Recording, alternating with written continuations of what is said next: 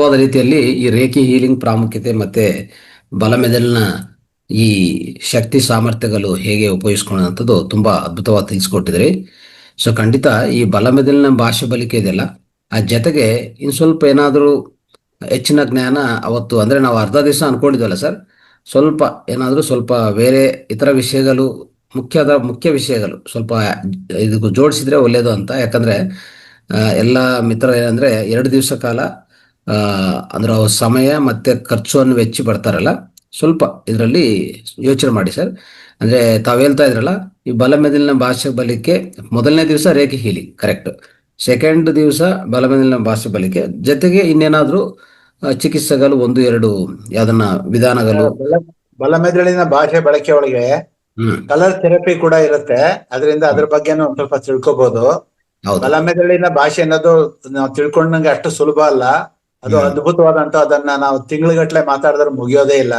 ಆದ್ರಿಂದ ಅದನ್ನ ನಾವು ತುಂಬಾ ಚೆನ್ನಾಗಿ ತುಂಬಾ ಅರ್ಧ ದಿನಕ್ಕೇನೋ ಒಂದು ಇದ್ರೊಳಗಡೆ ನಾವು ಮಾಡ್ಕೊಂಡಿರ್ತೀವಿ. ಆದ್ರೆ ಅದನ್ನ ನಾವು ಎಕ್ಸ್ಟೆಂಡ್ ಮಾಡಿ ಮಧ್ಯಾಹ್ನ ಇನ್ನೂ ಹೆಚ್ಚಿಗೆ ಹೇಳ್ಬೇಕು ಅಂದ್ರೆ ಬಲಮೆದುಳಿನ ಭಾಷೆ ಬಗ್ಗೆ ಅದ್ಭುತ ತಿಳ್ಕೊಂಡ್ರೆ ನಿಜವಾಗ್ಲೂ ಜೀವನದೊಳಗಡೆ ಏನ್ ಬೇಕಾದ್ರೂ ಸಾಧಿಸ್ಬೋದು, ಏನ್ ಬೇಕಾದ್ರೂ ಅದು ಪಡಿಬೋದು. ಅದೊಂದು ರೀತಿಯಲ್ಲಿ ಪೂರ್ತಿ ದಿವಸನೇ ಮಾಡೋಣ ಸರ್. ಯಾಕಂದ್ರೆ ಅವರು ತುಂಬಾ ದೂರದಿಂದ ಬರ್ತಾರೆ, ಸ್ವಲ್ಪ ವಿಷಯ ಹೆಚ್ಚಾಗ್ಬೇಕಾಗತ್ತೆ, ಸ್ವಲ್ಪ ಜ್ಞಾನನೂ ಖಂಡಿತ ಬೇಕಾಗತ್ತೆ. ಖಂಡಿತ ಅವಕಾಶ ನಾವು ಟೈಮ್ ಇದ್ರೆ ಖಂಡಿತವಾಗ್ಲೂ ಮಾಡ್ಬೋದು. ಅದೇ ಮಧ್ಯಾಹ್ನ ಮೇಲೇನು ಆಫ್ಟರ್ ಲಂಚ್ನು ಸಹ ಸ್ವಲ್ಪ ಒಂದು ಓ, 2 ಗಂಟೆ 3 ಗಂಟೆ ಸಮಯ ಕೊಡೋಣ. ಅವ್ರಿಗೇನು ಇಲ್ಲಿ ಪ್ರಶ್ನೆಗಳು ನಾವು ಮಧ್ಯಾಹ್ನಕ್ಕೆ ಮುಕ್ತಾಯ ಮಾಡಿದ್ರೆ ಏನಾಗುತ್ತೆ, ಅವ್ರ ಪ್ರಶ್ನೆಗಳಿಗೂ ಆನ್ಸರ್ ಸಿಗೋದಿಲ್ಲ, ಮತ್ತೆ ಅವ್ರಿಗೆ ಸ್ವಲ್ಪ ತೃಪ್ತಿ ಅಂತದ್ದು ಸ್ವಲ್ಪ ಆಗುತ್ತೆ. ಅದಕ್ಕೆ ಮಧ್ಯಾಹ್ನ ಮೇಲೇನು 2-3 ಗಂಟೆ ನಾವು ಸ್ವಲ್ಪ ಎಕ್ಸ್ಟೆಂಡ್ ಮಾಡೋಣ ಅಂತ, ವಿಸ್ತಾರ ಮಾಡೋಣ ಅಂತ ನನ್ನ ಉದ್ದೇಶ, ನನ್ನ ಸಲಹೆ ಮತ್ತೆ ರಿಕ್ವೆಸ್ಟ್ ಅಂತ ಅನ್ಕೋಬೋದು ಸರ್. ಬಲಮೆದುಳಿನ ಭಾಷೆ ಕಲಿಬೇಕು ಅಂದ್ರೆ ಸುಪ್ತ ಮನಸ್ಸಿಗೆ ಹೋಗ್ಬೇಕಾಗತ್ತೆ. ಸುಪ್ತ ಮನಸ್ಸನ್ನ ಎಚ್ಚರ ಮಾಡ್ಕೊಳ್ಳೋದು ಟೆಲಿಪತಿ ಒಳಗಡೆ ಮೇಡಮ್ ಮನೋರಮಾ ಅವ್ರಿಗೆ ಹೇಗೆ ಹೇಳ್ಕೊಡ್ತಾರೋ ಅದೇ ತರಾನೇ ಇಲ್ಲೂ ಕೂಡ ಬಲಮೆದುಳಿಗೆ ಹೋಗ್ಬೇಕಾದ್ರೆ ನಾವು ಸುಪ್ತ ಮನಸ್ಸಿನ ಎಚ್ಚರ ಮಾಡ್ಕೊಳ್ಳುವಂತಹ ವಿಶೇಷ ಜ್ಞಾನನ ಪಡಿಲೇಬೇಕು. ಅದಕ್ಕೆ ಪ್ರಾಕ್ಟಿಕಲ್ಸ್ ಇರುತ್ತೆ. ಆ ಪ್ರಾಕ್ಟಿಕಲ್ಸ್ ನಾವು ಮಧ್ಯಾಹ್ನ ಮೇಲೆ ಇಟ್ಕೊಂಡು ಮಾಡ್ತೀವಿ. ಅದನ್ನ ಮಾಡ್ಕೊಂಡಾಗ ಆವಾಗ ಅವ್ರಿಗೂ ಕೂಡ ತುಂಬಾ ಚೆನ್ನಾಗಿ ಕಲೀಲಿಕ್ಕಾಗತ್ತೆ. ಅದನ್ನ ಕಲಿಸಿ ನಾವು ಉಳಿದಿದ್ದನ್ನ ಅದನ್ನ ಚಿತ್ರಗಳು ಏನ ಬಲಮೆದುಳಿನ ಭಾಷೆಗೆ ಬೇಕಾದಷ್ಟು ಅದರದ ಸಾಂಕೇತಿಕ ಸಿಂಬಲ್ಸ್ ಇರುತ್ತೆ, ಅದನ್ನೆಲ್ಲ ಕಲಿಬೇಕಾಗತ್ತೆ. ತುಂಬಾ ಅದ್ಭುತ. ಖಂಡಿತವಾಗ್ಲೂ ನಿಮ್ಗೆ ಆಶ್ಚರ್ಯ ಆಗ್ಬಿಡುತ್ತೆ, ಇಂಥದ್ದೆಲ್ಲ ಇದೆಯಾ ಈ ಪ್ರಪಂಚದೊಳಗೆ ಅಂತ. ಖಂಡಿತವಾಗ್ಲೂ ಕಲಿಬಹುದು. ಯಾರು ಕಲಿಯೋಕ್ ಬರ್ತಾರೋ ಅವ್ರ ಅದೃಷ್ಟ ಶಾಲೆಗಳು ಅಂತ ಹೇಳ್ತೀನಿ. ಯಾರು ಕಲಿಯೋಕ್ ಬರಲ್ವೋ ಅವ್ರ ದುರದೃಷ್ಟ ಶಾಲೆಗಳು ಅಂತಾನು ಹೇಳಕ್ ಇಷ್ಟಪಡ್ತೀನಿ. ಯಾಕೆ ಅಂದ್ರೆ ನಾನು ಕಲ್ತ್ನೋ, ಆ ಕಲ್ತಿರೋದನ್ನ ಇನ್ನ ನಮಗೂ ಕೂಡ ಏಜ್ ಆಗ್ತಾ ಬಂದಿದೆ. ಇದನ್ನ ನನಗ್ ತಿಳಿದಂಗೆ ಯಾರೋ ಹೇಳ್ಕೊಡೋದು ಇಲ್ಲ, ಕಲ್ಸೋದು ಇಲ್ಲ. ನನ್ನ ಪುಣ್ಯ ನಾ ಕಲ್ತಿದ್ದೀನಿ. ಯಾರು ಬರ್ತಾರೋ ಅವ್ರ ಪುಣ್ಯ ಪಡೆದಿದ್ರೆ ಅವರು ಕಲಿತಾರೆ. ಇಲ್ಲ ಅಂದ್ರೆ ಇದು ನಮಗೆ ಜೊತೆಲಿ ಎಂಡ್ ಆಗುತ್ತೆ ಸರ್. ಆ ದೃಷ್ಟಿಯಿಂದ ಹೊಸ ವಿದ್ಯೆನ ಹೊಸ ಜನಗಳ ಜೊತೆ ಕಲಿತಾ ಹೋಗ್ಬೇಕು. ಹೊಸ ಜನಗಳು ನಮ್ ತರನೇ ಕಲಿಸ್ಬೇಕು. ಆವಾಗಲೇ ಈಗ ನೀವು ಧ್ಯಾನ ಅನ್ನೋದು ಒಂದೇ ಒಂದು ಪದದಿಂದ ಇವತ್ತು ನೂರಾರು ವಿಚಾರಗಳನ್ನ ಜನಗಳಿಗೆ ಮುಟ್ಟಿಸ್ತಾ ಇದ್ದೀರಿ. ಅದರೊಳಗಡೆ ಈ ಬಲಮೆದುಳಿನ ಭಾಷೆನೂ ಕೂಡ ಒಂದಾಗ್ಬೇಕು ಅಂತ ನನ್ನ ಆಸೆ. Right sir, thank you. So ತಾವು ಅಂಗೀಕಾರ ಮಾಡಿದಕ್ಕೂ ಒಪ್ಪಿರೋದಕ್ಕೂ, ಅಂದ್ರೆ ಮಧ್ಯಾಹ್ನ ಮೇಲೇನು ಈ ಬಲಮೆದಲಿನ ಭಾಷೆ ಬಲಿಕೆ ತೀರಿ ಎಷ್ಟು ತಿಳ್ಕೊಂಡ್ರು ಮಧ್ಯಾಹ್ನವರೆಗೂ ತಿಳ್ಕೊಬಹುದು ಆರಾಮಾಗಿ, ಎಲ್ಲ ತಿಳ್ಕೊಬಹುದು. ಡೀಟೇಲ್ ಆಗಿ ಹೇಳೋಣ ಬಿಡಿ. ಹೌದು, ಹಾಫ್ ಡೇ ಲಿಮಿಟ್ ಮಾಡ್ತಿದ್ವಿ, ಈಗ ಒನ್ ಡೇ ಹೇಳೋಣ. ಒನ್ ಡೇ ಹೇಳಿ. ಸೊ ಮಧ್ಯಾಹ್ನ ಮೇಲೆ ಪ್ರಾಕ್ಟಿಕಲ್ಸ್, ಬಲಮೆದಲಿನ ಭಾಷೆ ಹೇಗೆ ಉಪಯೋಗಿಸೋದು ಅಂತ ಪ್ರಾಕ್ಟಿಕಲ್ಸ್ ಮಾಡಿಕೊಡ್ತಾರೆ ಮಾಸ್ಟರ್ಸ್. ಈಗ ಅರ್ಥ ಆಯ್ತಲ್ಲ. ಸೊ ನಾವು ಒಂದು ದಿವಸ ಪೂರ್ತಿ ರೇಖೆ ಹೀಲಿಂಗ್ ಅಂತ, 2ನೇ ದಿವಸ ಏನಾಗುತ್ತೆ, ಅರ್ಧ ದಿವಸ ರೇಖೆ ಹೀಲಿಂಗ್ ಬಗ್ಗೆ ಸೊ ಅನೇಕ ವಿಷಯಗಳು ತಿಳ್ಕೊಂಡು ಮಧ್ಯಾಹ್ನ ಮೇಲೆ ಮಧ್ಯಾಹ್ನವರೆಗೂ ಸೆಕೆಂಡ್ ದಿವಸ ಬಲಮೆದಲಿನ ಭಾಷೆ ಬಲಿಕೆ ಬಗ್ಗೆ ತುಂಬಾ ವಿಷಯಗಳು ತಿಳ್ಕೊಂತೀವಿ. ತದನಂತರ ಊಟ ಅನಂತರ ಏನಂದ್ರೆ ಅದರ ಪ್ರಾಕ್ಟಿಕಲ್ಸ್ ಮಾಡ್ಕೊಳ್ತಾರೆ ಸರ್. ಓಕೆ, ಆ ಪ್ರಾಕ್ಟಿಕಲ್ಸ್ ಇಂದ ನಾವು ಇನ್ನೂ ಚೆನ್ನಾಗಿ ಉಪಯೋಗಿಸ್ಕೋಬಹುದು ಈ ಬಲಮೆದಲಿನ ಭಾಷೆ, ಅಂದ್ರೆ ರೈಟ್ ಬ್ರೈನ್ ಪವರ್. ಸೊ ತುಂಬಾ ಚೆನ್ನಾಗಿ ಉಪಯೋಗಿಸ್ಕೋಬಹುದು ನಮ್ಮ ಜೀವನದಲ್ಲಿ. ಸರ್ ಈಗಾಗಲೇ ಹೇಳ್ತಾ ಇದ್ರು ಏನ್ ಬೇಕಾದ್ರೆ ಸಾಧಿಸ್ಬೋದು ಅಂತ, ಆಯ್ತಾ. ಸೊ ಅದು ಅಫ್ಕೋರ್ಸ್ ಧ್ಯಾನದಿಂದ ನಾವು ಮಾಡ್ತಾ ಇದ್ವಿ. ಧ್ಯಾನದಿಂದ ದಿನ ಸ್ವಲ್ಪ ನಮ್ಗೆ ಅಭಿವೃದ್ಧಿ ಆಗ್ತಾ ಇರ್ತದೆ. ಆದ್ರೆ ಇನ್ನೂ ಸಮಯ ಹೆಚ್ಚು ತಗೊಳ್ಳೋಂಥ ಅವಕಾಶ ಇರ್ತಾ ಇದಲ್ಲ, ಅದನ್ನು ಬೇಕಾಗಿಲ್ಲ. ಸರ್ ಮಾಡ್ಕೊಳ್ಳೋಂಥ ಈ ಅಭ್ಯಾಸದಿಂದ, ಈ ತರಬೇತಿಯಿಂದ ಏನಾಗುತ್ತೆ, ನೀವು ನಮ್ಮಲ್ಲಿ ಆ ಅಭಿವೃದ್ಧಿ ಮತ್ತೆ ಆ ಪರಿಣಿತಿ ವೇಗವಂತವಾಗತ್ತೆ. ನಾವು ಏನು ಅನ್ಕೊಂಡಿದ್ದೀವೋ, ಏನು ಗುರಿ ಇಟ್ಕೊಂಡಿದ್ದೀವೋ, ಲಕ್ಷ್ಯ ಇಟ್ಕೊಂಡಿದ್ದೀವೋ ಅದು ಬೇಗ ಸಾಧಿಸಬಹುದು ಅಂತ ಒಂದು ವಿಷಯ. ಯಾಕಂದರೆ ಈಗ ಇತ್ತೀಚಿನ ಸಮಯದಲ್ಲಿ ನೋಡ್ತಾ ಇದ್ದೀವಿ, ಎಲ್ಲನೂ ಬೇಗ ಬೇಗನೆ ಬೇಕಾಗಿದೆ. ನಾವು ಅನ್ಕೊಂತೀವಿ ನಿಧಾನವಾಗಿ ಮಾಡ್ಕೋಬೋದು ಬಿಡಿ, ಧ್ಯಾನ ಮಾಡ್ತಾ ಇದೀವಲ್ಲ, ಇನ್ನೂ ಹೆಚ್ಚು ಸಮಯ ಇದ್ರೆ ಇನ್ನೂ ಹೆಚ್ಚು ಸಮಯ ಆದಮೇಲೆ ಬರಲಿ ಬಿಡಿ ಅಂತ. ಬಟ್ ಆದರೆ ಅದೇ ರೀತಿಯಲ್ಲಿ ಕರ್ಮಗಳು ಬೇಗ ಬೇಗ ಬೇಗನೆ ಬರ್ತಾ ಇದೆ.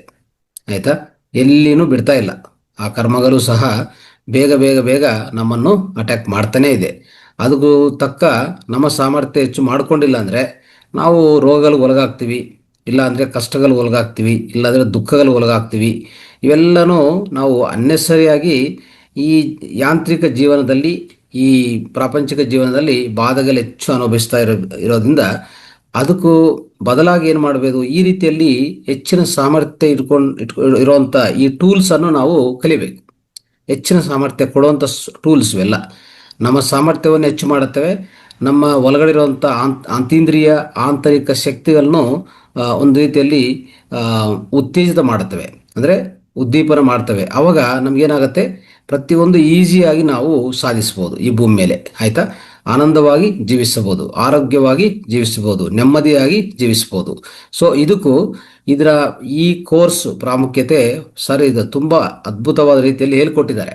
ರೇಖಿ ಹೀಲಿಂಗ್ ಅಂದರೆ ಏನು ಮಾಡ್ಕೋಬೋದು, 2ನೇ ದಿವಸ ರೈಟ್ ಬ್ರೈನ್ ಪವರ್ ಹೇಗೆ ಉಪಯೋಗಿಸ್ಬೋದು, ಅದರ ಪೂರ್ತಿ ವಿವರಗಳು, ಪೂರ್ತಿ ಅದರ ಸಂಬಂಧಿತ ಜ್ಞಾನ ಕೊಟ್ಟು, ಮಧ್ಯಾಹ್ನದಿಂದ 2ನೇ ದಿವಸ ಊಟ ಆದಮೇಲೆ ಅದಕ್ಕೆ ಪ್ರಾಕ್ಟಿಕಲ್ಸ್ ಮಾಡಿಕೊಡುವಾಗ ನಮಗೆ ಪೂರ್ಣವಾಗಿ ಅದರ ಫಲಿತ ಪಡ್ಕೋಬೋದು ಅಂತ ಹೇಳ್ತಾ ಇದ್ವಿ. ಸೊ ಈ ರೀತಿಯಲ್ಲಿ ಮತ್ತೆ ಈ ಕೋರ್ಸ್ ಅಟೆಂಡ್ ಆಗ ಸಲುವಾಗಿ ನೀವು ಬಂದಿರುವಂಥ ಮತ್ತೊಂದು ಉಪಯೋಗ ಏನಂತ ಅನ್ಕೊಂಡಿದ್ರೆ, ಅಲ್ಲಿ ಖಂಡಿತ ನಮ್ಮ ಕೇಂದ್ರಕ್ಕೆ ಬರ್ಬೋದು. ಅಲ್ಲಿ ಅನೇಕ ವಿಷಯಗಳು ತಿಳ್ಕೊಬೋದು. ಪಿರಮಿಡ್ಸ್ ಬಗ್ಗೆ ಆಗಲಿ, ಅಗ್ನಿಹೋತ್ರ ಅಲ್ವಾ. ಸೊ ಅಲ್ಲಿ ನಾವು ಬಂದಿರುವಂಥ ಪ್ರತಿಯೊಬ್ಬರಿಗೂ, ಹೊಸಬ್ರು ಇಲ್ಲಿ ಯಾರಿದ್ದಾರೋ ಕಲ್ಸ್ಕೊಂಡೋಗಿ ಬಂದಿರೋರು ಪ್ರತಿಯೊಬ್ಬರಿಗೆ ಶಿವಂಬು ಚಿಕಿತ್ಸೆ ನನ್ನ ಕಡೆಯಿಂದ ಮತ್ತೆ ಮುದ್ರಾ ಥೆರಪಿ ನಿಮಗೆ ಆದಷ್ಟು ಪ್ರಯತ್ನ ಮಾಡಿ ನಿಮಗೆ ತಲುಪಿಸ್ತೀವಿ. ಆ ಜ್ಞಾನವನ್ನು ಕೊಡೋಕ್ಕೆ ಖಂಡಿತ ಪ್ರಯತ್ನ ಮಾಡ್ತೀವಿ. ಓಕೆ, ಸೊ ಯಾಕಂದ್ರೆ ಶಿವಂಬು ಥೆರಪಿ ಅನ್ನೋದು ಪ್ರಾಕ್ಟಿಕಲ್ ಆಗಿ ನೀವು ಯಾವಾಗ ಕಲಿಯಿಲ್ಲ. ಸೊ ನಾವು ಅಲ್ಲಿ ಮುಖಾಮುಖಿ ಇರುವಾಗ ಖಂಡಿತ 2ನೇ ದಿವಸ ಸ್ವಲ್ಪ ಸರ್ ಹತ್ರ ಈಗಾಗಲೇ ಡಿಸ್ಕಸ್ ಮಾಡಿದ್ವಿ.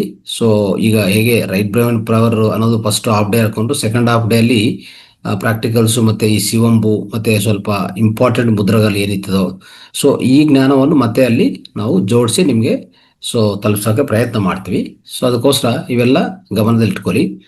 ಅಲ್ಲಿ ಅಗ್ರಿಕಲ್ಚರ್ ಪಿರಮಿಡ್ ಆಗಲಿ, ಅನೇಕ ಪಿರಮಿಡ್ಸು, ಕ್ರಿಸ್ಟಲ್ಸು, ಈ ಆರ್ ಸ್ಕ್ಯಾನಿಂಗು ಮತ್ತೆ ಕ್ರಿಸ್ಟಲ್ ಥೆರಪಿ ಆಗಲಿ, ಇವೆಲ್ಲ ನೋಡ್ತಾ ಇದ್ರೆ ಅನೇಕ ವಿಷಯಗಳಿದೆ ತಿಳ್ಕೊಳ್ಳೋದು ಅಲ್ವಾ. ಮತ್ತೆ ಆಯುರ್ವೇದದಲ್ಲಿ ಪಂಚಕರ್ಮಗಳು, ಮತ್ತೆ ಈಗಾಗಲೇ ಅದನ್ನು ವ್ಯವಸ್ಥೆ ಮಾಡಿದ್ವಿ. ಅಫ್ಕೋರ್ಸ್ ಮರ್ಮ ಥೆರಪಿಯಲ್ಲಿ ಎಷ್ಟು ವ್ಯಾಧಿಗಳು ಅಂದ್ರೆ, ಇವತ್ತೊಂದು ವಿಡಿಯೋ ನಾನು ಕೇಳ್ತಾ ಇದ್ದೆ, ನಮ್ಮ BM ಹೆಗ್ಡೆ ಅವರು ಮಾತಾಡಿರೋದು. ಅವ್ರು ಹೇಳಿದ್ರು ವರ್ಮಾಲಜಿ ಅಂತ, ಇದು ಆಕ್ಚುಲಿ ಸಿದ್ಧ ಮೆಡಿಸಿನ್ ಅಲ್ಲಿ ಭಾಗ ವರ್ಮ ಅನ್ನೋದು. ಯಾವುದೋ ಒಂದು ಪಾಯಿಂಟ್ಗಳು ಟಚ್ ಮಾಡ್ತಾ ಇದ್ರೆ ಕರೆಕ್ಟಾಗಿ ಎಷ್ಟು ವ್ಯಾಧಿಗಳು. ಸೊ ಹೀಗೆ ಉದಾಹರಣೆಗೆ BP ಇದೆ ನಮಗೆ. BP ಅನ್ನೋದು ಯಾವ ಡಾಕ್ಟರ್ ಹತ್ರ ಹೋಗಿ ಚೆಕ್ ಮಾಡಿಕೊಂಡು ಅದಕ್ಕೂ ಪ್ರತಿದಿನ ನಾವು ಮೆಡಿಸಿನ್ ತಗೊಂಡೋದು ಅದೆಲ್ಲ ಬೇಕಾಗಿಲ್ಲ. ವರ್ಮಾಲ್ ಏನ್ ಮಾಡ್ತಾರೆ ಅಂದ್ರೆ, 1-2-3 ಪಾಯಿಂಟ್ ಟಚ್ ಮಾಡ್ತಾರೆ ಅಷ್ಟೇ. ಸ್ವಲ್ಪ ಟಚ್ ಅದರ ಟಚ್ ಅನ್ನೋದು ಅವ್ರಿಗೆ ಗೊತ್ತು, ಆ ಪ್ರೆಷರ್ ಎಷ್ಟು ಅನ್ನೋದು.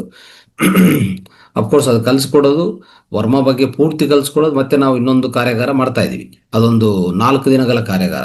ಆಯ್ತಾ, ಅದು ಒಂದು ವಿಸ್ತಾರವಾದ ಕಾರ್ಯಾಗಾರ. ಅಂದ್ರೆ ವರ್ಮ ಡಾಕ್ಟರ್ ಆಗ್ಬೇಕು ಅಂತ ಉದ್ದೇಶದಿಂದ ಮಾಡಿಸ್ಬೇಕಂತ, ಎಲ್ಲಾನು ಆ ರೀತಿಯಲ್ಲಿ ತಯಾರು ಮಾಡ್ಬೇಕಂತ ಮತ್ತೆ ಇನ್ನೊಬ್ರು ಗುರುಗಳು ಮಾಡ್ತಾ ಇದ್ದಾರೆ. ಈ ರೀತಿಯಲ್ಲಿ ನಮ್ಮ ಸನಾತನ ಧರ್ಮ ಏನಿದೆಯೋ ಇದನ್ನು ತಿಳ್ಕೊಂಡೋದು, ಇದನ್ನು ಪಾಲಿಸೋದು, ಇದನ್ನು ಆಲಿಸೋದು, ಮತ್ತೆ ಇದನ್ನು ಎಲ್ಲರಿಗೂ ಹಂಚೋದು ಅನ್ನೋದು ಅತಿ ಮುಖ್ಯವಾದ ವಿಷಯ.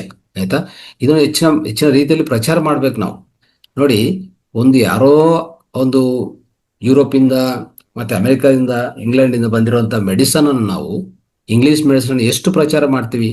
ಈ ಡಾಕ್ಟರ್ ಹತ್ರ ಹೋಗಿ, ಆ ಡಾಕ್ಟರ್ ಹತ್ರ ಹೋಗಿ, ಅವ್ರು ಚೆನ್ನಾಗಿ ಮಾಡ್ತಾರೆ, ಇವ್ರ ಸ್ಪೆಷಲಿಸ್ಟು, ಯಾಕೆ ಇದೆಲ್ಲ ಬೇಕಾಗಿದೆ?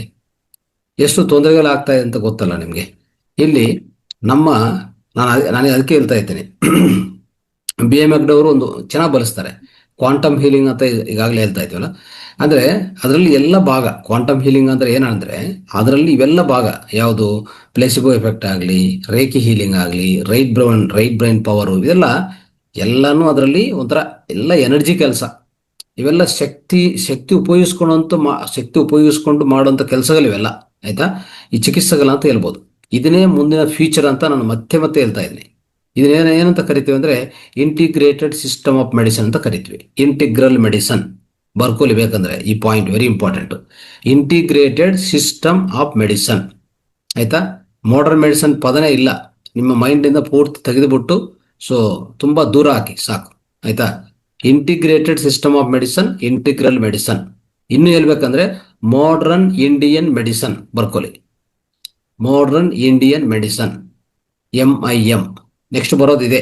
ಆಯ್ತಾ? ಇಡೀ ಪ್ರಪಂಚಕ್ಕೆ ಇದೊಂದೇ ಮಾರ್ಗ, ಇದೊಂದೇ ದಾರಿ, ಇನ್ನು ಬೇರೆ ದಾರಿ ಇಲ್ಲ. ನೀವು ಅನ್ಕೋಬಹುದು ಸೊ ಈ ಡಾಕ್ಟರು ಆ ಹಾಸ್ಪಿಟ್ಲು, ಕೊಲಂಬಿಯಾ, ಆಮೇಲೆ ಆಸ್ಟರು, ಈಗ ದೊಡ್ಡ ದೊಡ್ಡ ಹಾಸ್ಪಿಟ್ಲ್ಗಳು ಏನೇನೋ ಮಾಡ್ತವೆ. ಏನು ಮಾಡೋದಿಲ್ಲ, ತೊಂದರೆ ಮಾಡ್ತವೆ. ಆಯ್ತಾ? ಇಲ್ಲಿ ಕ್ವಾಂಟಮ್ ಹೀಲಿಂಗ್ ಅಲ್ಲಿ ನಾನು ಹೇಳಂತ ಈ ಇಂಟಿಗ್ರೇಟೆಡ್ ಮೆಡಿಕಲ್ ಸಿಸ್ಟಮ್ ಏನಿದೆಯೋ ಇದರಲ್ಲಿ ಏನ್ ಮಾಡ್ತೀವಿ ಗೊತ್ತಾ? ಯಾವಾಗ್ಲೂ ನಾವು ಪೇಷಂಟ್ ಕಡೆ ನೋಡುವಾಗ ಏನ್ ನೋಡ್ತೀವಿ ಅಂದ್ರೆ ಅವ್ರನ್ನು ಆ ಪೇಯ್ನಿಂದ, ಆ ಬಾಧೆಯಿಂದ, ದುಃಖದಿಂದ ಎಷ್ಟು ಬೇಗ ಎಷ್ಟು ಚೆನ್ನಾಗಿ ಆಚೆ ಕಡೆ ಕರ್ಕೊಂಡು ಬರಬೇಕು ಅಂತ ಮಾತ್ರ ಏಮ್. ಆಯ್ತಾ? ಅವರ ಸ್ವಸ್ಥತೆವೇ ನಮ್ಮ ಗುರಿ.